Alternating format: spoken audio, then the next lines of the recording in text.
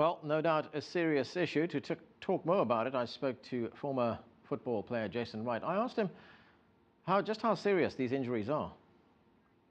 I think that's clearly what the dialogue is, and I think it's absolutely true, from short-term and long-term memory loss all the way to emotional distress that ends up tearing NFL families apart years and years after the game. I think it's definitely a serious issue, and we've always known anecdotally that it's been widespread from high school all the way through college and into the pros. We've always just talked about, I got a dinger here, or I got my bell rung here, but I think the research is really showing how much more widespread and damaging it's been. Right, and this is also now ending up in the courts. There's a lawsuit that's been slapped against the NFL by thousands of players. What is that lawsuit about? What are the players saying? Yeah, I really think there's two prongs to the players' argument. One is that the NFL withheld information about how damaging concussions are in the long run for players, that they had some sort of information that wasn't communicated to the players about their health and long-term health concerns.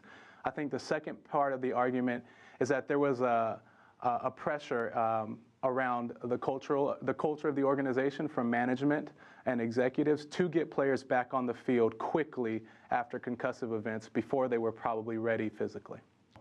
So yeah, we have a serious problem. I mean, you've experienced it yourself personally. It's ended up in the courts. The NFL is responding. Where does it all go to from here? I think I'm at University of Chicago now, so I'm all about the data.